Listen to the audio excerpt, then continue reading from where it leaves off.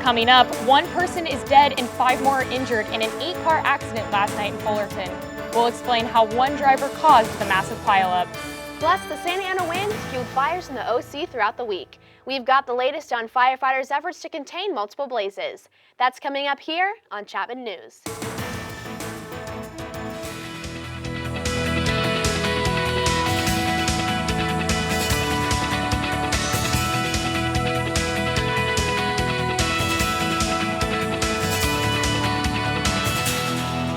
All right, good afternoon in TGIF Panthers. I'm Hannah Brown. And I'm Natalie Aronson. We've got this week's biggest stories on Orange County's only live newscast. An 8-vehicle accident resulted in 1 dead and several injured last night in Fullerton. Adrena Mavazian was on scene to give us the full report. At about 4 p.m. on Thursday, October 10th, paramedics and officers arrived at the intersection of North Harbor Boulevard and Valencia Mesa Drive, the scene of an 8-car collision. A yellow Ford pickup truck was said to be traveling on the opposite side of the road at a very high speed before it crossed into oncoming traffic. Police are in the midst of diagramming the scene in the hopes of figuring out exactly what happened. As a result of that collision, he died. We had 5 additional victims that were transported to local area hospitals in various stages, and I don't have their conditions, unfortunately. The driver of the truck was a white male in his mid-50s. His body will be removed from the vehicle and an autopsy will be performed within the next couple of days. A multi-car wreck occurred here just a couple hours ago on Harbor Boulevard outside of St. Jude Medical Center, where 1 person died and 5 others were sent to the hospital. Reports say that speeding could be the cause of the accident. However, police are still investigating. From Fullerton, California, I'm Adrena Mavazian, Chapman News. The reason behind why the pickup driver was speeding is still unknown. Witnesses are advised to call investigators at 714-738-6812. Multiple fires erupted this week due to high winds and low humidity. Jessica Strongwater was at the site of the so-called Baker Fire that has blackened 50 acres in Santiago Canyon. Strong winds make a perfect combination for wildfires. Sunday morning, firefighters responded to a call for a fire in Baker's Canyon. The flames started at the base of a waste recycling plant called Aguinaga Green. Piles of mulch caught fire and the flames rapidly spread into the natural vegetation of the surrounding Santa Ana Mountains. Over 240 firefighters were at the scene. Captain Steve Concialdi explained in an interview the dangers his men are facing in the heart of the fire. Well, our firefighters are wearing P100. They're 3M P100 masks right now. It is thick smoke down in there. It's unhealthy. Some of the firefighters are experiencing headaches. Everybody's working together to try to contain this fire. The hazardous team is testing the air for levels of hydrogen cyanide, carbon monoxide, oxygen, and hydrogen sulfide. Baker's Canyon has 6 residential homes and an RV park. Everyone was suggested to evacuate on Sunday morning. The Red Cross set up an evacuation center at El Modena High School. The voluntary evacuation order was lifted at 6 p.m. on Monday. Orange resident Helena McGill was in the Santiago Canyon area on Sunday morning when the fire first broke out. We were a little nervous at first because we were sort of out in the desert. Everything was bone dry and, wildfires can spread really quickly. And there were 3 or 4 fire trucks that had passed by on the road, and so we were pretty reassured by that and didn't feel in any immediate danger. The fire is under control and contained at the waste recycling site. The base camp set up at the Santiago Canyon Church is being wrapped up as they believe this waste plant disaster is nearing the end. This is Jessica Strongwater, Chapman News. The Waste Recycling Center has been shut down until further notice due to damages from the fire. And the wildfires brought more than just smoke into the air earlier this week. Megan Shin asked Yorba Linda firefighters what is fueling the flames. It's that time of year again, and the California weather has been stirring up some fires this last week around the Orange County area. Since Saturday, 3 fires sparked up. 50 firefighters were sent out Saturday morning to the Lemon Heights area in North Tustin. The fire damage to the exterior of the house happened when the winds blew tree branches into power lines, causing the electrical lines to arch and spark. Later on that weekend, there was a fire at Camp Pendleton, where 1,500 acres of brush fire forced a series of evacuations. The National Weather Service reported once the fires were put out, the winds were blowing 16 miles per hour and gusting up to 25 miles per hour. I got a chance to catch up with Orange County Fire Authority, Steve Concialdi, at the scene of the Baker Fire on Tuesday and get the 411 on the reasons for the recent fires. In October and November, that's when we get our significant fires historically. We had a Santa Ana wind condition Friday and Saturday, and so the winds in a Santa Ana wind condition are red flag condition. They're in excess of 25 miles an hour. Humidity is extremely low. Captain Paul Revizier and Fireman Rodrigo Costa from Fire Station 53 were also able to further inform me on the prime fire conditions that have been occurring. We've been in a drought here for quite a few years in Southern California, so we have this ultra dry conditions where our fuel moistures are down to basically nothing. The stuff just starts taking off. It starts feeding after itself. So what should we expect in terms of fires for the rest of the fall? You just never know. We've had some seasons that have just been devastating. We have other seasons that we've been fortunate. Also, whenever the news talks to you about red flag warnings, the wind's going to blow at a certain speed, the temperature is going to be so high, they have more people working than normal in preparation for these events. So be reassured that the firemen are here for us, even though it is definitely fire season in California. I'm Megan Shin, reporting for Chapman News. While most of the fires in Southern California are now out, OC residents should still be advised. Wildfire season's dry climate runs from October through November. Police are looking for a man who they say sexually assaulted 2 women on Chapman's campus earlier Wednesday morning. They say the suspect grabbed 2 female victims between the legs at 12:20 and 1:30 a.m., first in the Global Citizens Plaza and then in the Lassinger parking structure. The suspect then fled towards Walnut Avenue and has yet to be found. And we've been working very closely with Orange PD, trying to identify a suspect. And I think we're making some good progress. So I'm hopeful that we'll actually be able to catch this person and put a conclusion to this. The suspect is still at large, so if anyone has any information, they are advised to contact Chapman Public Safety or Orange Police Department. Police in Orange are on the lookout for a man who exposed himself to a young girl at a local Walmart. Maritza Viela has the story. Police are asking for the public's help identifying this man who exposed himself to a 13-year-old girl inside a Walmart store.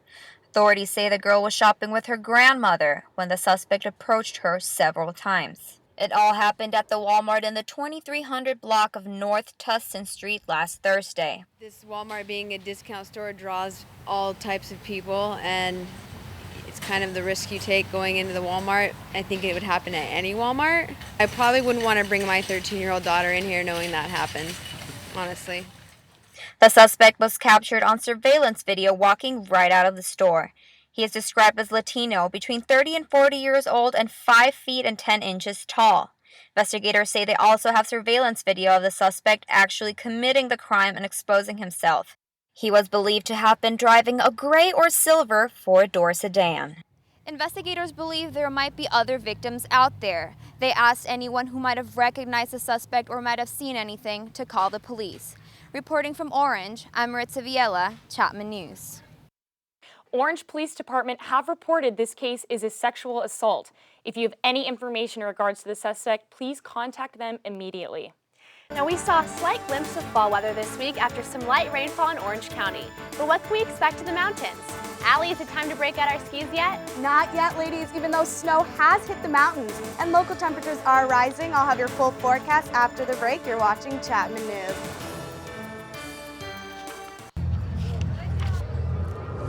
Looking for these? You drive buzzed. It could be one very expensive ride. First, you gotta make bail. Then pay me to get your car back. Your insurance premiums will go through the roof. And my legal fees just keep adding up. All told, it could end up costing you $10,000. Nothing kills a buzz like getting pulled over for buzz driving, because buzz driving is drunk driving. So, I got this new family, and I don't know what it is about this one, but she can't seem to put down that toy all day long. Tap, tap, tap, tap. Oh, and she even talks to it. She talks to that more than she talks to him. What's up, bro? Nice shirt. Who's she talking to? Her mom? She talks to her mom a lot. The next 30 seconds can save you a lot of money. Just do your laundry in cold and stick to full loads. auto-sleep your computers. Plug your gadgets in a power strip and switch it off when you're done. Headed out? Turn back your thermostat by 10 degrees. And drive sensibly. The more energy you save, the more money you save. Find other great tips at energysaver.gov. Every day across America, excess food is gathered by a network of good people at local food banks, giving hope to millions of children who struggle with hunger. They've earned their wings, and you can too. Together, we can solve child hunger. Support Feeding America and your local food bank at feedingamerica.org. Welcome back. A 29-year-old man from Los Angeles could face the death penalty after his murder of an 84-year-old widow in Anaheim 2 years ago. Annie Ackerman is live at the Santa Ana courthouse with more details. Annie? Thanks, Hannah. Earlier this week, a jury threatened Anthony Wade with the death penalty for the murder and rape of an 84-year-old widow. If convicted, Wade will be the first in Orange County to receive the death penalty in over a year. In January of 2010, Wade snuck into Bessie Wyman's home, raped, tortured, and murdered her, and then took off with her purse and car. Wade was arrested hours later by San Bernardino County Sheriff's deputies after he tried to buy merchandise with one of her credit cards. After a day and a half, the jury found Wade guilty, and the Orange County District Attorney recommended he be sentenced to the maximum penalty. His sentencing is scheduled for November 12th. Live at the Santa Ana Courthouse, Annie Ackerman, Chapman News. Thanks, Annie. Chapman News will continue to follow this case as more develops. The Center for Disease Control has issued a warning after a Salmonella outbreak from Foster Farms chicken. Almost 300 people with at least 15 from Orange County have gotten sick from the outbreak, but Foster Farms has yet to issue a recall and is still on the shelf at local markets. Authorities say to make sure that people cook their chicken thoroughly and wash their hands after handling raw meat. A Chapman University professor received a Nobel Prize earlier this week. Francois Englert received the Nobel Prize in Physics for his work on the particle known as the God particle, which was discovered last year at the Kern Institute in Switzerland. Englert was a distinguished visiting professor in residence in 2011 and a founding member of Chapman's Institute for Quantum Studies.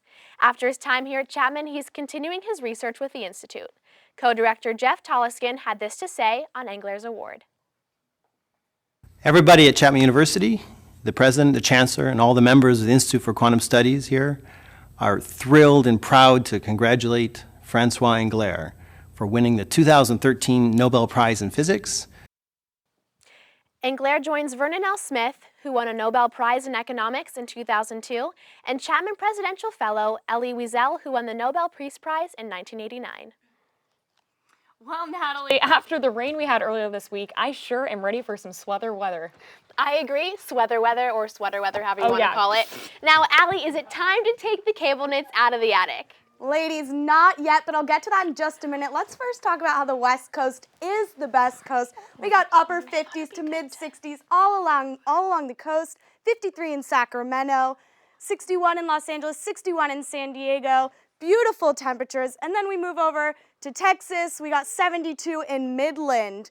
Moving on, we had our first snowfall this week. Take a look at this video behind me of the snow falling. Beautiful video. Up in the San Bernardino County Mountains, Big Bear, 2 to 4 inches of snow with a high of 49 degrees. No chains required yet because of the low snowfall. And not enough snow to head up to the Big Bear Mountain to start your winter fun on the slopes. Let's take a look at some trends in the weather for today. We got high of 74, which is a little bit below average. As you can see, the average is about 80 degrees. Looking at the lows, 55 today. That's also below average because the average is about 59. But look at this, 97 degrees in 1971. What a scorcher that probably was. And then, of course, the low, 42 degrees, a record in 1949. That must have been freezing. Let's take a look at our 5-day forecast coming. We got 74 today. Looks like it's going to be mid to low 70s throughout the rest of the week. And then heading into next week, Monday and Tuesday, we might hit the 80s. Perfect beach weather. You know, we got the mid to upper 50s overnight. Cloudy nights, for a little bit chilly at night. You might need to get those scarves and sweaters out when you are heading out in the night. I wanted to take a few minutes, take a look at this picture behind me. This is a picture of the Northern Lights. This is a picture my friend sent me she lives in Iceland, and this actually happens at extremely high altitudes, places like Canada, Greenland, northern Norway, and of course where my friend lives in Iceland. And a lot of people ask why the sky turns this greenish color, but in basic terms, there are these electrically charged particles that hit other molecules in the atmosphere, causing this glow. I think it's awesome, so cool that the sky turns this greenish color during the nighttime. Guys, how cool is this picture? Oh my gosh, Allie, it's absolutely breathtaking. That was great you got that for us. All right, well, we are joined now by Nick Jordan, the founder of an organization called Wells of Life, which is committed to bringing 1 million people in Africa clean water by the year 2020. Thanks for joining us, Nick. Thank you, Hannah and Natalie. It's great to be here. We're so glad to have you. Now, both Hannah and I have spent time in Africa. I was in Kenya, Hannah was in Ghana, and we're just really curious to know where your heart was in starting this organization. Well, first of all, I was surprised to find out that there are 1 billion people in the world without water. I'm shocked to know and to tell you that 4,600 children die today needlessly because they have no water. I took a trip there in 2008 and we had raised funds for schools, but realized that the biggest problem that the children faced was lack of water. We had very few girls able to attend school, because in the absence of clean water, they had to haul water with their mothers. I found that to be a heartbreaking problem, and I founded Wells of Life to bring clean water to 1 million people. Wow. So I know a lot of organizations in Africa, help them bring food or help them bring medical attention, but it's amazing you're doing water. How does it feel to know you're saving lives and bringing education to people just by providing clean water? Well, it feels amazing to have an organization that's committed to just one task, and that is to bringing clean water, because we believe that the absence of water is the taproot of poverty. And if we can solve that one problem, we can solve so many others. And education can follow, microloans can follow that. And these communities who are just like our own, that will be amazingly productive and someday perhaps come and visit Chapman. Once we give them the gift of life, which is water, that is the greatest gift that we can give anybody. That is such a great way to look at that. Now, we know that we have a club on campus, Invisible Children, which also helps the need in Africa. Was the start of your organization inspired at all by that organization, or how did you come about that? Yes, indeed. I'm very familiar with the organization, and that is the type of organization that has truly inspired the world. Because if you were a student on campus today, I just have one thing to ask of you, and that is if you have a cell phone, trust me when I tell you this, you can change the world, because in the time that this show will air, over 100 children will die needlessly that can be prevented. We have a solution that's called a $6 solution. And for $6, you, with a cell phone, can change the world as far as children dying are concerned. And we're so excited to be able to make that available. Our website offers it. I know the students on this campus are the most powerful and inspired young people that we have around. I would love to invite every one of them to speak to Wells of Life and to be the change that they want to see in the world today. Wow, thank you. It's that easy. So tell us about this event you're having tomorrow. It's a fundraiser in Mission Viejo. We'd love to hear more about that. Yes, you obviously know from my accent that I'm from Ireland. Yes. And we are having the most spectacular group of Irish dancers, young ladies called the Aneer Academy of Irish Dance, coming to do a river dance impression. We're going to have 200 guests. We have our own video. I feel a little humble speaking about video in the School of Digital Media here, but we have a video to show that I know will touch, move and inspire many, and we're asking that everybody come and adopt our $6 solution and be involved, because it's young people like yourselves that are really moving our world forward today. And I believe that we can be the greatest country on earth again if we set a goal of bringing clean water to all as a basic human right by the end of this decade.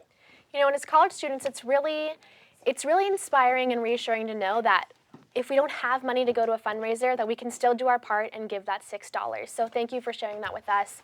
Nick Jordan, Wells of Life, thank you so much for coming with us and speaking with us today. It's been great hearing about your organization. Thank you, Natalie. Thank you, Hannah. Thank you so much, pleasure. Nick. Thank you. All right, coming up, it's the best campus sports show you've ever seen. Gardi Royce brings us This Week in Sports. An exciting homecoming weekend for Chapman. We've got all the highlights and interviews next up. Chapman Cheerleads, Chapman News!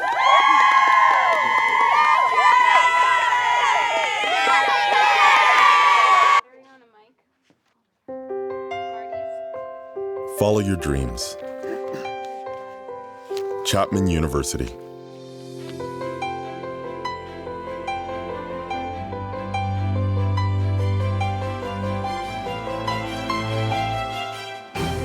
Take your life to new heights.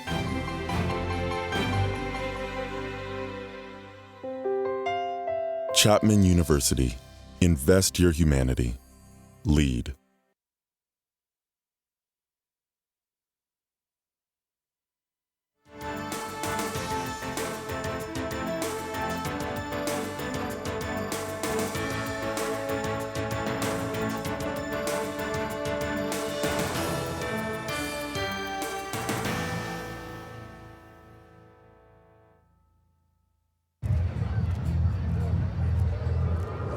Looking for these? You drive buzzed. It could be one very expensive ride. First, you gotta make bail. Then pay me to get your car back. Your insurance premiums will go through the roof. And my legal fees just keep adding up. All told, it could end up costing you $10,000.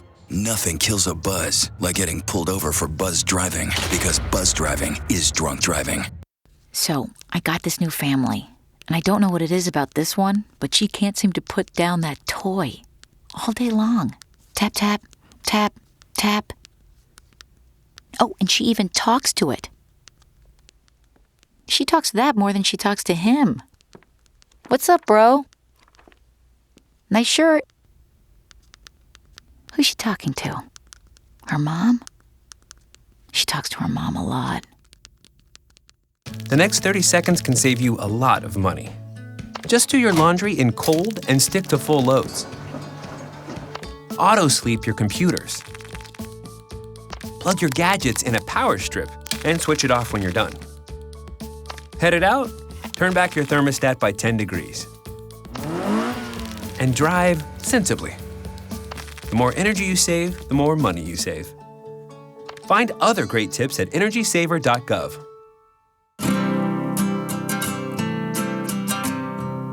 Every day across America, excess food is gathered by a network of good people at local food banks, giving hope to millions of children who struggle with hunger. They've earned their wings, and you can too. Together, we can solve child hunger. Support Feeding America and your local food bank at feedingamerica.org.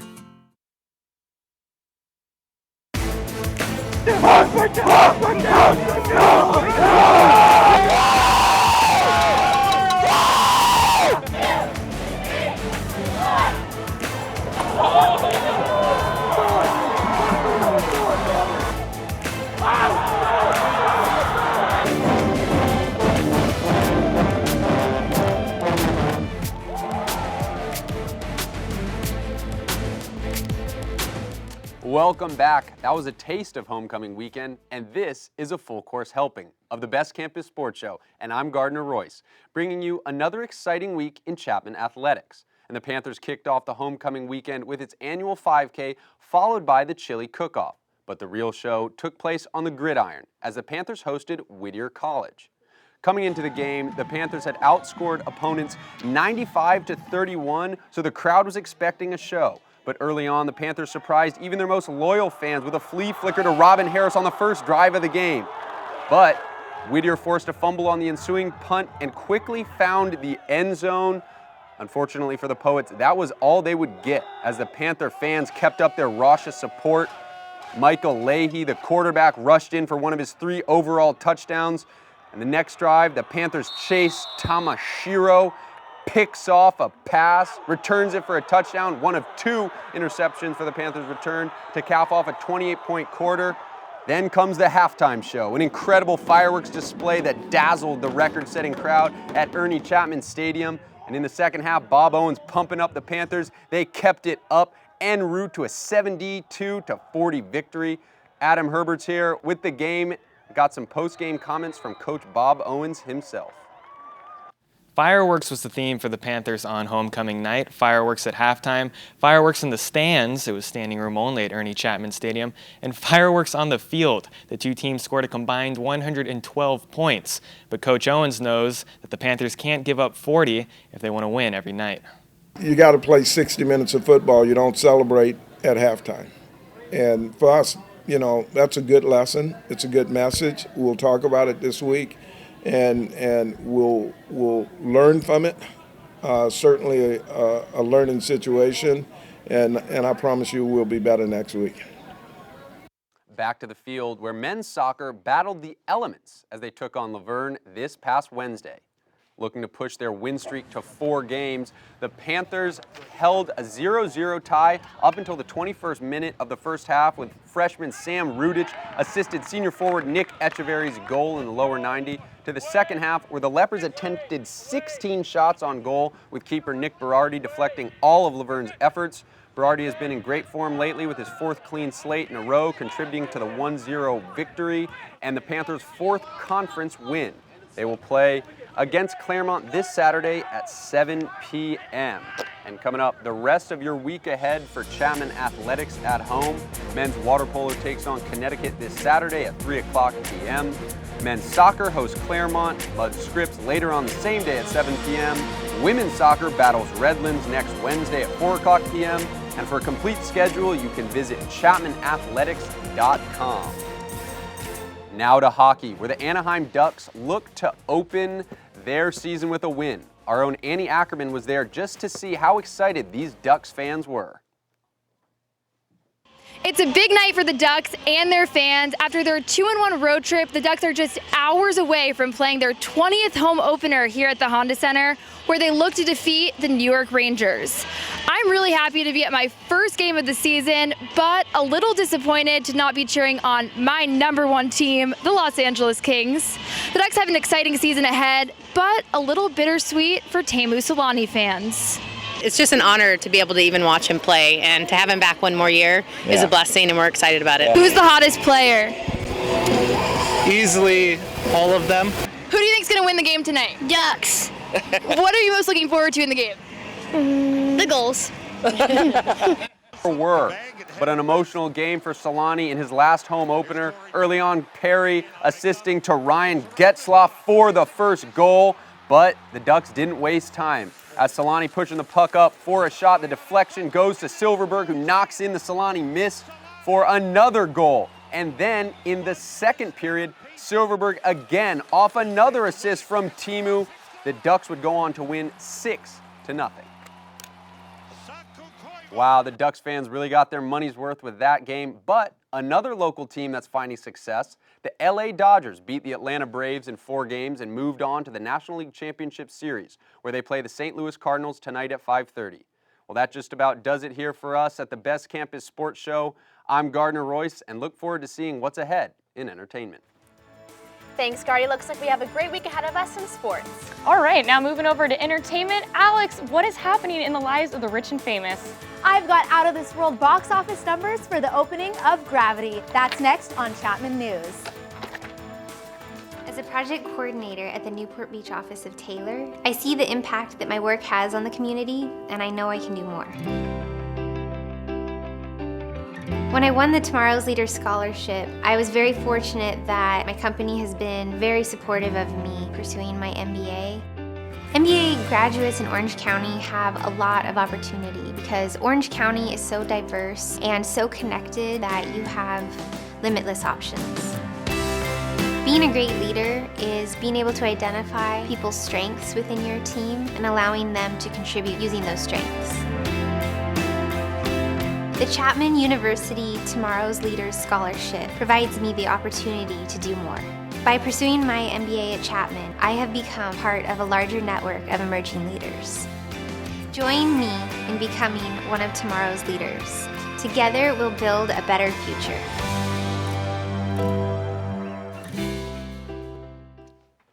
Welcome back. Now, being so close to LA, I've always wondered what it's like to live on the other side. Well, Hannah, wonder no further because Alex has all that news for us.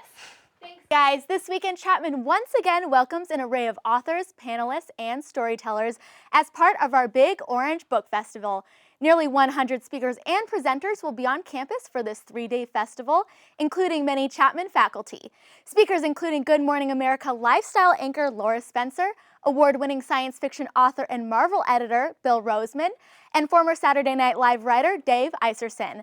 For a complete list of speakers and times, please visit their website. If you are looking for some early Halloween fun this weekend, check out Mickey's Not So Scary Halloween Party at Disneyland. Guests will experience happy surprises, a few scares, and a lot of fun. Visitors are also welcome to participate in the trick-or-treat stations set up throughout the park. Chapman students, be sure to use your passes soon because Mickey's Halloween Party will end on October 31st. For more spooktacular fun, you can also check out Pageant of the Monsters, Night of the Living Art.